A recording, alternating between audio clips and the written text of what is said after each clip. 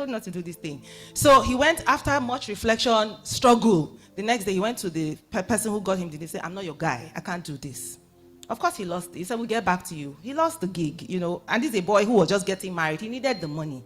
So there's all the pressure, all the, requirements for you to even be a responsible human being, responsible fiancé, responsible son, to do it that way.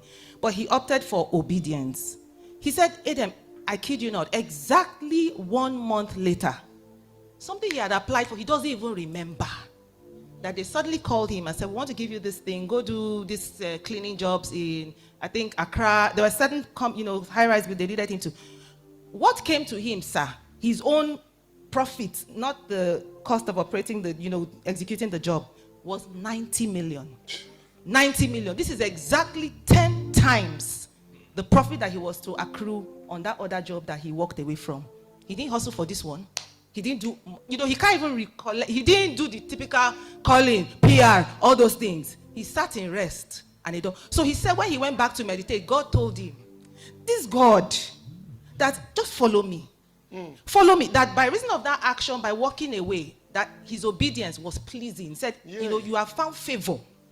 And that since then, he has had other setbacks. But that was his first, he said, goosebumps came, when you are like, man, you're in the big league now, and this God is real.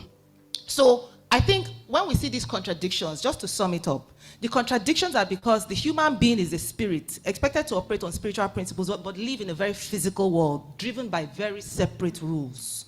And those rules, if you follow them, give you immediate but not enduring, lasting results. And those benefits also serve only the individual. Because, it can't build a collective system. No. So you will be seeing the trappings coming to you. But what is coming to you with your left hand is going away in your right hand. Because you will exist in communities that are impoverished. Yeah. Crime is rising. All the things. So when you think about how we measure, the metrics by which we measure standard of life or quality of life, you are a very poor person. Yeah. In your caste, you're a very poor person. Among poor because, yes, you've not built the evidence of real, in October we talked about wealth. So your society is not wealthy. You're even mocked. Even in your wealth, external people are looking at you and like, you're a reduced individual. You're reduced because what you're putting out as, the results of a thinking and a rational being are very suboptimal to people who have built societies based on collective principles. So they mock you. Where is your invention? Where is your order? Where is your community that is organized? You don't reflect it, but you have one nice, big, fancy building. But all of you and I, you that you are lofty, and the man that is at the bottom, you are equally mocked. You are equally, disparaged by people who have produced real solid things. Jesus. How do you respond to that, ladies and gentlemen? I feel like Paul when he says, to do good is what I want to do, but I cannot do good. Can you see that? You see the contradictions? Are you here? Are you getting anything out of this? Who's ready to wait for 90 million? I'm just looking at your faces.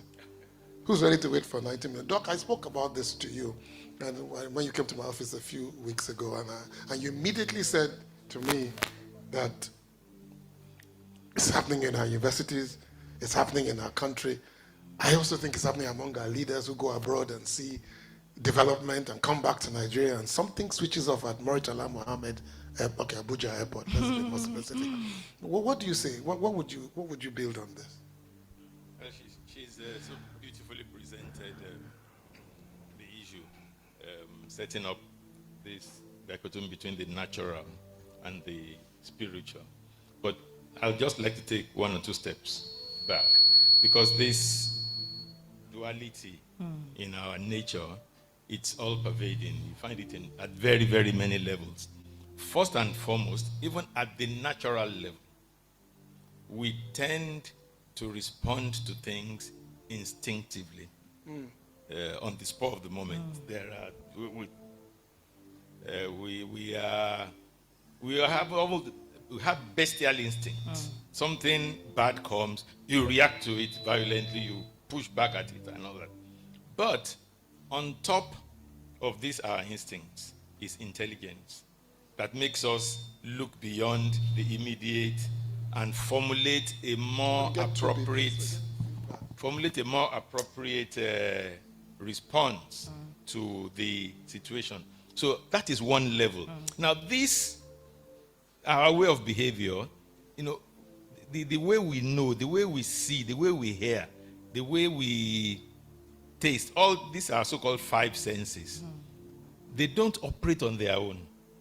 They operate based on history. They operate based on experience. They operate based on Narratives. narratives, what we have seen before. I mean, sometimes you wake up in the night and you think you saw a black cat on your fence. And you wake up in the morning and saw it was a polythene bag. That is because there's an idea of what it should be in your mind, and you are matching that with what you are seeing. So your senses always mix with your experience, with your expectations, with your socialization, with the kind of story you hear, the kind of materials you read, which is why you should be reading the Bible rather than any other thing, so that what comes is out of the abundance kind of thing. So that is at the natural level. Our instincts and our intelligence are a duality. So if you allow your instincts to overcome your intelligence, you get a certain level of results. If you allow your intelligence to guide your instinct, you get a different level of results. That is purely at the natural level. And people, based on that, you can become millionaire, you can become pauper, all that is there. Now, the next level is the level that Mrs. Osai has already spoken about, the level of natural and the spiritual. Now, all these things we see in the natural are cooked in the spiritual. That's where it all starts from.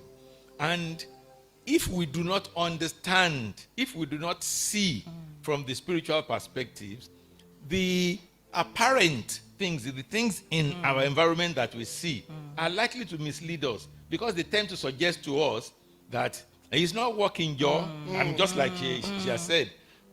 If that gentleman went just with the natural, he will do what he was supposed to do. But because he also had access. He had access to the spiritual, then he was able to modulate and mediate what he was going to do naturally with instruction from the spiritual. And I've said this a number of times here, that there's this, in my work as a scientist, there's this duality of discovery versus revelation. There are many things that I do in my work that I've discovered this. Oh, okay, so this is the way these things work. But when you get a revelation, you will have to go and test it and say, so this is the way it is. Something you didn't work at, something you didn't struggle with, this is the way it is. And so we must ensure that we have access to this spiritual, which rides on what you said earlier on about reading manuals.